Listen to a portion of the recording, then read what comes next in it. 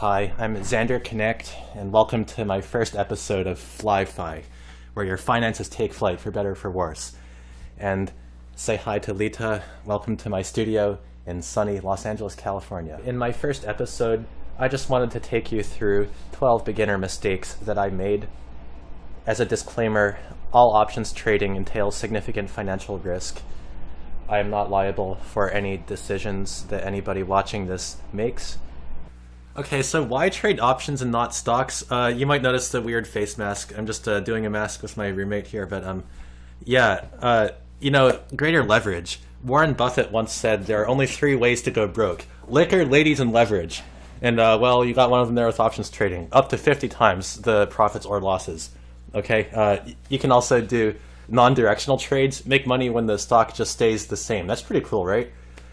You can customize it however you want. You can make so many different strategies that I really think it's the way of the future. Anyway, just a brief word of introduction. I'm not a professional financier, financial advisor, trader, anything like that. I'm a professional musician. I'm just doing options trading as a self-taught trader. I studied mathematics as an undergrad though, so I enjoy being able to use it now and then. Okay, so the face mask is still in process, but you might ask yourself, how do I find out about options trading? And to be honest, I do assume that the viewers of this video know something about it. Well, here is the best book out there, guaranteed. It's by Sheldon Nattenberg, called Option Volatility and Pricing, and I highly recommend it. It's cheap, any edition works. But there are a ton of other resources too. You can go on the Robinhood help pages. I thought those were very helpful to me. There's Tastytrade, it's great. There's Option Alpha, there's David Jaffe's YouTube channel, Best Stock Strategy, and finally there's the Option Industry Council, OIC. So why am I making this video? Well, I found that out there on YouTube, there aren't really that many videos for beginner traders with small accounts, especially for free brokerage platforms like Robinhood, which I'm using. I will admit to you right up front, I do not have all the answers to options trading, but I'm thinking of this video and the series that it's starting as a diary rather than a manual. I think that the more that traders can communicate and share their ideas with each other, the more efficient and the better the markets will function and will be. I do think that most of the trading educators out there are trying to sell you something. And I'm sorry to say I don't have a one-time offer for a course you can subscribe to. I don't have any action alerts or anything like that. I really just want to get the message out there. Although, if you want to subscribe to my YouTube channel and follow my music, or follow my Instagram, that would be pretty cool too. XK City. So the first mistake that I made a lot was underutilizing limit orders. They're really a great thing, probably your greatest weapon in this war that we're fighting out there. Limit orders, they're great, and I would rush into trades too much. I recommend always using limit orders, but here's the thing. When I first started trading, I imagined it would be like some guy sitting in front of a computer screen, like a fighter jet pilot, like a video game, just high stakes, high adrenaline all day, like firing away orders, buy, sell, yelling into a phone. Well, I'm sorry to say it's not like that anymore. There are bots that do that, computer programs, but they're all high-frequency traders. And let's face it, their orders are going to get to the market faster than yours, at least if you're using Robinhood. What you should do is not chase a stock up and down, not just like keep firing orders at it. What you should do is just set a limit order that's a little bit better than what you can get right now and walk away. Just have patience. Some people say 20 minutes. For me, it can be as long as an hour. But I guarantee you, you're going to save time, save stress, and save money by doing that. What you should not do is fill out the limit order and submit it with the price that Robinhood puts in automatically. They are a free broker and they have to make their money somehow, so they'll always give you the worst price that you let them. Enter a better price than they suggest. Maybe round up to the nearest 5 cents. Something you can do is the Thinkorswim order tool. Over here, this is a sample order that I put in, and you can click the up and down arrows and it'll show you where the price has to be for that order to go through. I find it to be pretty helpful. It'll also show you on the chart There are many other ways as well, but for the most part, if you just round up, you're okay. You can use limit orders for many other things too. That's probably beyond the scope of this video, but I'll just show you one example. I was doing an iron condor on this marijuana company, and although you can do it all at once, what I did was I set a call order at a price that would be favorable to me, and I just walked away, and when I was driving it went through, so I pulled over for gas and I was like, oh cool, my order got filled. So then I set another order for the put side of it that was, again, better than what I could get at the moment. When I finished driving and took out my phone, then I found that went through as well, and it was a pretty cool feeling. You don't always win like this, where you get the top and the bottom of the peak, but I'm such a big fan of utilizing limit orders correctly that I'm making another point about talking about closing trades here. I am going to go out on a limb and say that as soon as the opening trade is filled, you should set a closing trade and just walk away. And I will further say that nearly all of my losing trades would have been winners if I just closed early enough. Let me show you one of them. Here's VXX. It's a volatility index.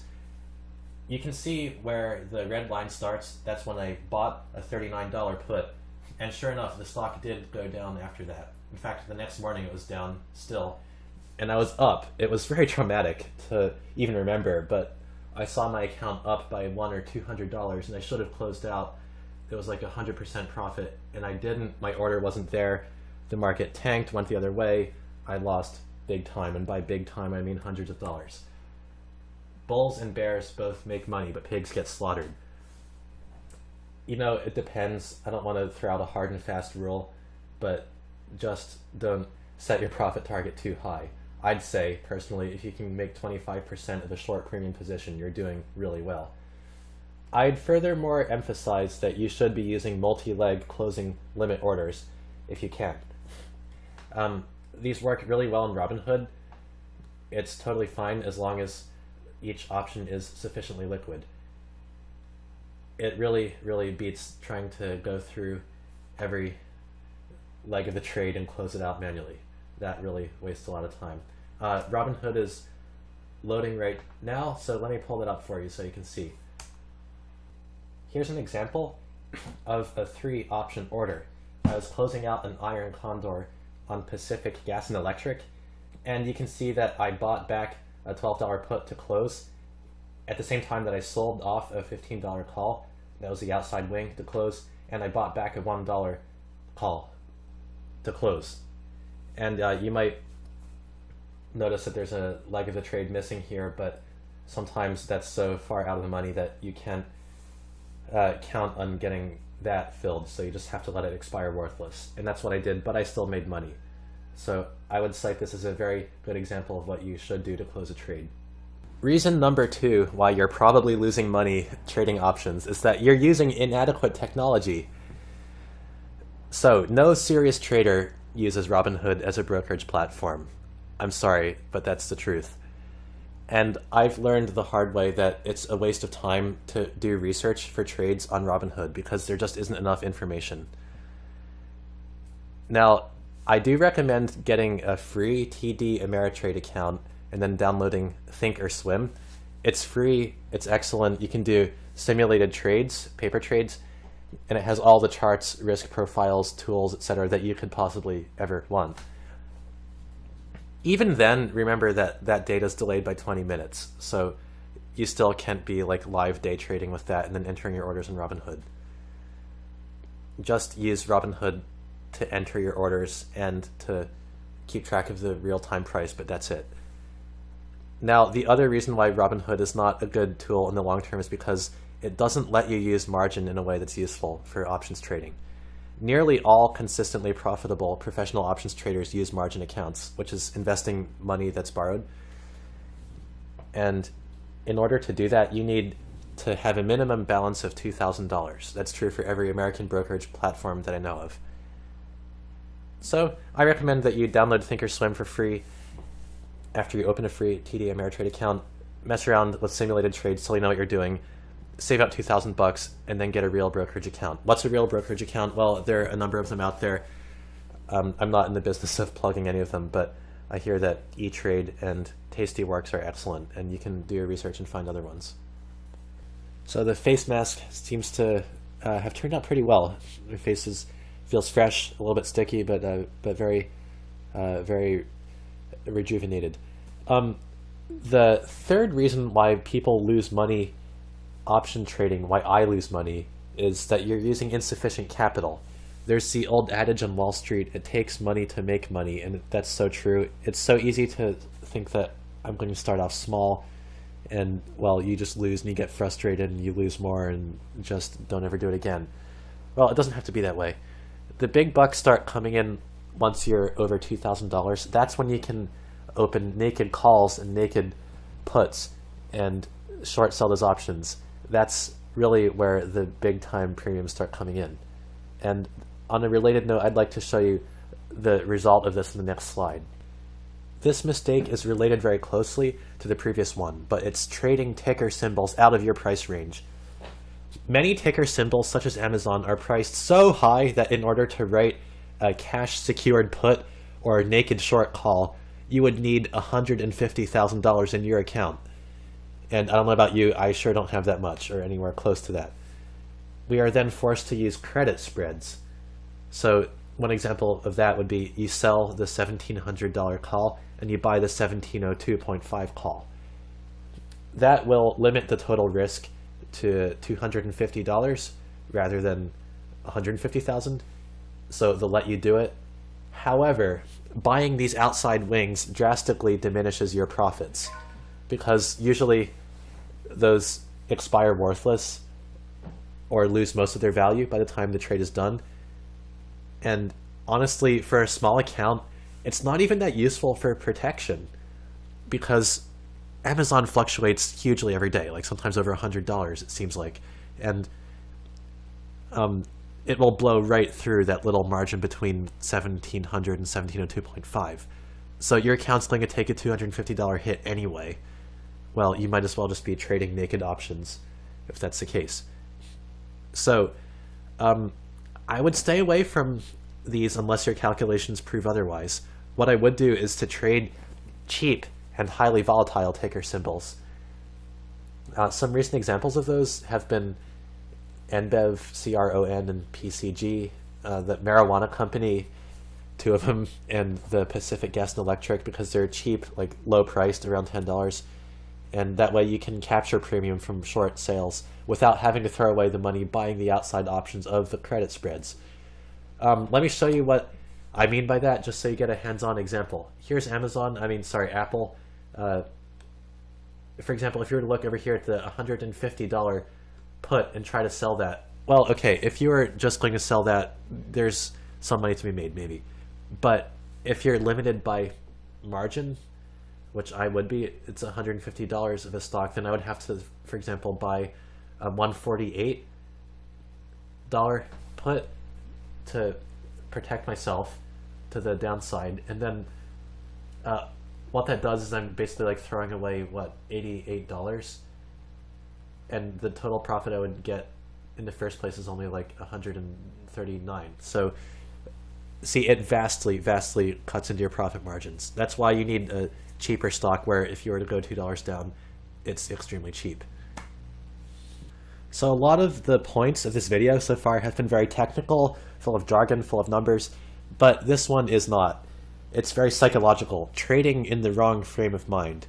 Big time mistake I've made so many times. Mistake number 5. Beware of making irrational decisions during a lack of mental clarity.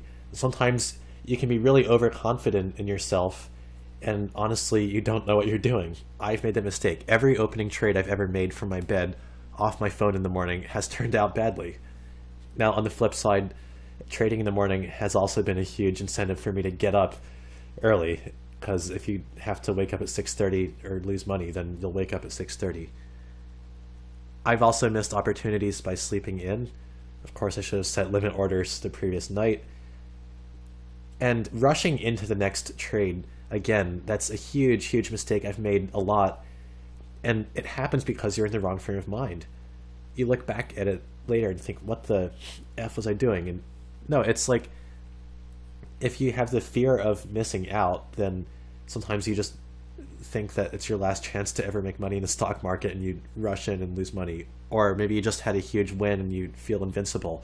Or maybe you just had a huge loss and you feel like you need to make it all back. These are all really serious mistakes that I've learned are mistakes the hard way.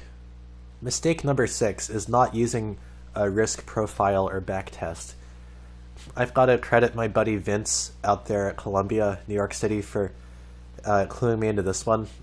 He has a big background in finance, but I remember one time I was telling him about some strategy I'd come up with that I was sure was going to make me all the money I could win. And he said, "Have you backtested it yet?" And I said, "No." And he said, "Run a backtest.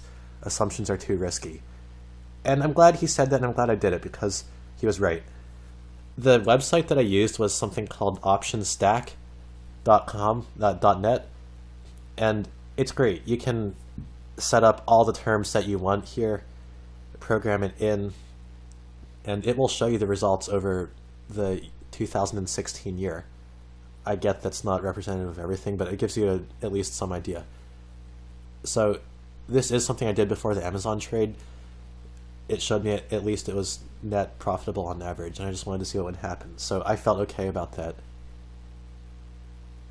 It also led me to some bad results, because it's easy to be pseudoscientific about this. The really bad losing trades that I talked about earlier, those were also things that I'd sort of thought would be good with backtests. But again, then it's like I fudged it. Instead of doing the short calls, I bought puts instead, and that's why I lost, because of time decay. So yes, backtest, but do it honestly. Think back. Thinkorswim is also a good backtest, and more than anything, risk profiles. Please, please, please use a risk profile. You are going to save yourself from so many idiotic trades if you just do that. Let me show you what I mean. Here's a risk profile of a pharmaceutical company that I actually did a simulated trade on today. This was a closing trade, and it showed me that it was a good time to close. And usually you do this before you place a trade, right? It'll show you if it's net profitable by expiration, or on every day from now till expiration. You really, really are missing out if you don't use this. Lastly, but not least, there's Think Back on Thinkorswim. It takes forever to load, but it'll show the average option prices for the trading day. It would be nice if it had more data, but option data takes so much space that it's understandable why most free services don't have it. Mistake number 7, and I put this in the middle of the whole presentation for a reason. I really think it's at the core of what we do as options traders. But this mistake, which I've made, is trading without an edge. You've got to ask yourself the question, what is your edge? Probably not just in options trading either, but especially here. And if you cannot answer this question clearly and convincingly, you're gambling, not investing. I think of Warren Buffett. He says that about a lot of people, and he's right. Again, go back to this book, Option Volatility and Pricing. Sheldon Nattenberg referred to what he called a theoretical edge. Now, for everybody, that can be different.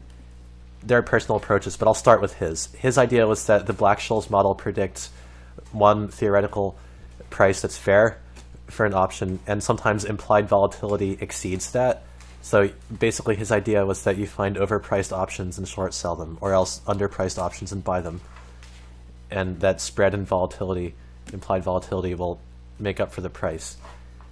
This is, again, a personal answer. Everybody has their own style of trading.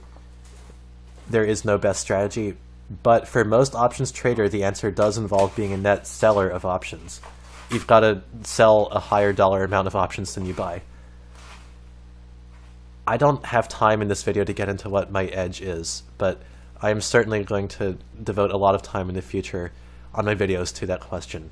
For now, please just think about that. What is your edge? It's always important to self-reflect and ask yourself, why am I losing money? And if you're trading with Robinhood, probably mistake number 8 is part of the reason. You're buying too many options. Now, I don't blame you. Robinhood is set up to encourage buying options.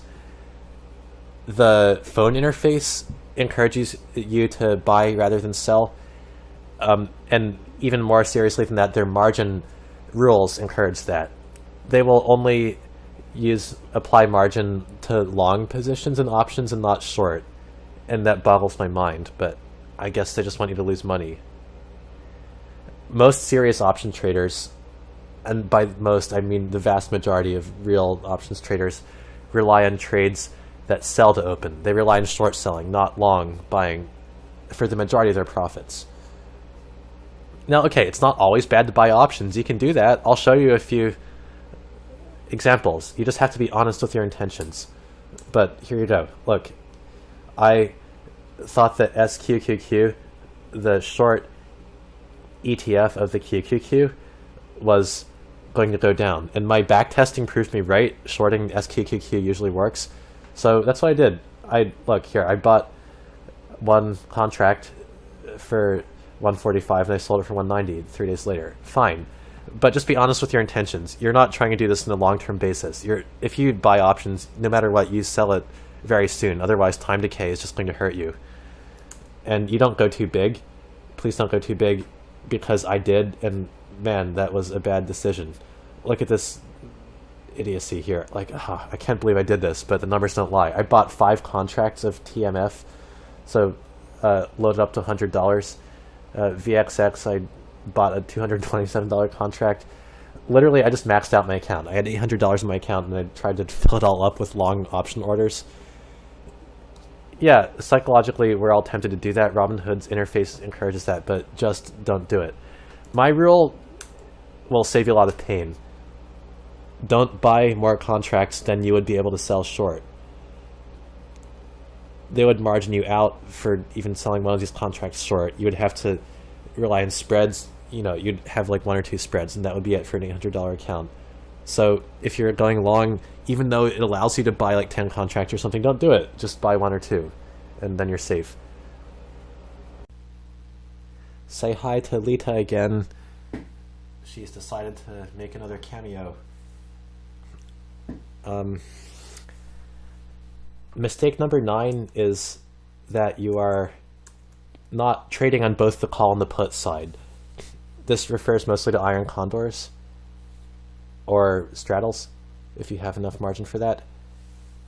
It's tempting to try to be really directional about this and just sell a put expecting it to go up, or just sell a call expecting it to go down.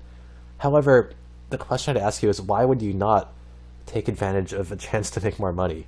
Every broker will allow you to open a trade on both the call and the put side, holding margin for only one. That means that, for example, say you have a credit spread underneath the price of an option for $250. Like, you bought a $15 put and you sold a $17.5 put. So $250 risk, $250 margin. Well, any broker will allow you to add to that position and then, for example, sell a $20 call and buy a $22.5 call. Same amount of risk, same amount of margin, but 2 sides for the price of 1. So if you do this, probably it's good to do it in a safe basis and let it expire. At least that's one way to do it. Or you could just do it together and do a straddle or an iron butterfly. That works too. I just think if you're trading, usually it's an efficient use of capital to make use of this. Now, I actually used this to salvage a trade that went really badly on Amazon, and let me show you what I mean by that. Right, Lita? Is that what I did? She remembers everything. For those of us who are listening to this episode, I wanted to talk through it first in terms of numbers, and then I'll show you on the chart. What I did was I tried to sell Iron Condor on Amazon. Over here, looking at the trade history, you can see that on January 3rd this year, I sold a $75 put spread and a $75 credit spread. I did them separately so I can take in a little more premium due to the movement of the stock. And some time went by and it moved against me. It went way up, way higher than I wanted. So as a result, what I did was I closed out the challenged leg. The loser was the call side because it went up, so I bought it back for a huge, huge debit, as in I lost $150, okay? 225 minus 75 is 150. So, okay, But then I used the call on the put side to come back from that, because then I sold another call credit spread that was way higher, 1700, 1702.5. So took in 35 of premium there. Oh, and by the way, I didn't lose 150. I only lost 75 because I already had taken in 75 from the put side, remember? All right, so we're 75 minus 35. Okay, we're only 40 in the hole right now. I closed out the put side because it was almost done anyway, so 44 in the hole, I guess. Okay, then I sold another put spread closer. I guess what I'm doing is compounding the theta decay. Anyway, that makes me only 14 in the hole, right? And so, okay, then everything expires, all the options expire, all the money, and bummer, I lost $14, whatever. But that's a whole lot better than what could have happened. Let me show you graphically what happened in that case. This is when the trade opened. I opened put spread down here. It was like 1472.5, and I thought that was safe. I had a call spread up here, 1572. By the way, these are all one standard deviation away from the market price. Tastytrade recommends that as a safe strategy. So these were, I think, no, maybe they were 25 delta puts. Yeah, my back test showed that 25 delta is the most profitable, 20 to 25. So that's what I chose. Anyway, I thought that would be pretty safe. I was wrong. The stock moved up. See right here, January 4th, it broached the call side. So I was not feeling good about that. I was waiting to see if it would come down, but eventually I read the writing on the wall and it didn't. So here I just bit the bullet, closed out the call side here for a loss, and opened up another one up here, the $1,700 call spread. And I thought, okay, at least I can let that expire out of the money. And see, I'm making use of my margin because at the same time I have that put spread down here. And then up here is where I compounded the theta decay. I closed out the put spread and I opened up another one up here to take in more premium. And at this point, volatility had died down, as you can see. So I thought, okay, it's probably going to be fine. I just let them both expire, which they did, and it saved my butt. So that's a lot of jargon, and honestly, even during all this trading, I was kind of making it up as I went along, but it worked out well, so I recommend trading on both sides. So mistake number 10 is one that I see a lot. It's relying on only one source. It's a lack of critical thinking. So maybe you see some really charismatic guy on YouTube or girl and you just really believe in what they say. Well, great, but just remember, there is no perfect strategy. If something were the perfect way to make money and everybody were doing it, well, then it just wouldn't be profitable anymore. So everybody has to have their own approach at the end of the day. You have to be able to explain what you're doing and why. And just beware of pundits. Be very, very suspicious of anybody who claims to know all the answers. Okay, well, that's easy to agree with in theory. Let me give you some hard details of how this really saved me a lot of money. Option Alpha is a source I respect a lot. However, their head trader, Kirk Duplessis, is very dogmatic that when you have an iron condor and the price moves against you, you do not close out the challenged leg. You close out the unchallenged one. And you just open up another spread closer to the money. But if there's a losing spread, you just have to leave it. Now, I get why he says that, and for larger accounts, that makes a lot of sense. However, if I were just to have listened to that dogmatically and thought, okay, well, I can never close out the losing side of an iron condor, I would have lost a lot of money. Let me show you what I mean. We go back to the Amazon example. I'll do this graphically. So I opened up the iron condor, it moved above here. Kirk Duplessis says, no, you have to leave this spread on to lose money. Well, guess what? That's $250 in liability and it expired right here. That would have blown through $250 just right there if I'd let it expire the way Kirk wanted me to.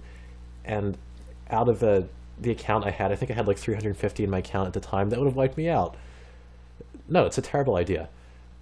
You just have to think. Kirk is smart. His ideas work for what he's doing, but that's not right for me. I have to know what's right for me. For me, the answer was to eat my losses while I still have a chance to at least get something back, and then open up another call up here to take in some premium, and then open up another put up here to take in more premium. And I salvaged what would have been a $250 loss minus, 75, I guess. That would have been a $175 loss, and I think I lost something like $14 instead. So, moral of the story, you gotta think for yourself. Same with David Jaffe. I respect his channel a lot. I think he has a lot of great things to say, but if you just listen to what he says and think that selling naked put options is the only way to make money, well, guess what? You're going to lose all the time, because that's not what even he meant. Later, when I looked back, what he meant was selling 15 delta naked put options is the only consistent way to make money, and sometimes calls, 15 delta calls. And okay, well, in that case, yeah, those have a 85% chance of expiring worthless anyway, so sure. But when I first started listening to him, what I did was I just thought, oh, well, if I sell puts, I guess I always win, and I didn't. So there's always a catch. There's always something that the guy you're listening to didn't intend to say or didn't anticipate or doesn't apply to you. You've just got to think for yourself. Do not rely on only one source, especially if that source is Peter Schiff. Mistake number 11 that I've made is ignoring directionality. It kind of hurts me to say this because I like ignoring directionality. To me, that's one of the big benefits of options trading over stock trading, and I like making trades as delta neutral as possible, but sometimes we have to take it into consideration because A, the trend is your friend, and B, don't pick up pennies in front of a steamroller by holding onto a losing position for too long, hoping it'll reverse. Case study, TMF, that horrible trade I made. Let's look at it. Okay, here we go. So I made a trade. I bought a $17 put here, or 17 point whatever dollar put, and I expected that it had reversed, that it would keep going down. It seems like a reasonable guess, right? Because the technicals seem to be saying that it was highly overbought in terms of RSI, but I was wrong. It went back up, and I should have closed it out here again, but I didn't. I was just holding on to a loser. I was picking up pennies in front of a steamroller, hoping that I get a penny where it goes down when the steamroller is rolling up, and it rolled over me. Especially bad since this was a long position. I'd bought a put, so time decay was hurting me the whole time. Oof, that was not fun. By the time it got all the way to expiration, December 21st, I think, it was so bad that with the delta that hurt me, like the directional move and the theta, the time decay, these were nearly worthless, and I couldn't even get out of the position. I tried to make all these sell orders, and they wouldn't go through. It was worthless, so I lost $100 there. I'd like to close this video out, make a closing order on a psychological note. Also, I'd also just like to show off Lita again and ask her what she thinks. How am I doing? She doesn't look impressed. Cats are hard to impress, but yes, the mistake number 12 that I've made, I think it's easy to make, is moral compunction. I'll say it again, moral compunction. See, there are always going to be people, sometimes yourself, who say trading is gambling, you're just going to lose, you're wasting your time, you're wasting your money, you're isolating yourself, whatever it is. And the thing to remember is that's really not the case. There's nothing inherently moral or immoral about trading. It's a world with potential for both good and evil. Think about it. Like, what if you have a cat that's just horrible and it eats your pet lizard and craps all over the carpet? Then you might think, well, cats are just horrible, evil animals. I'll never own one again. Well, no, that's not the point. You had a bad kitty and it wasn't a good pet for you, but maybe it would have been a good pet for someone else. Maybe if you get another cat, it'll be good for you. You can't just say all cats are bad. Same thing. We all know somebody who tries to make a risky trade and fails and loses a lot of money, but it doesn't mean that you're an evil person for doing it responsibly.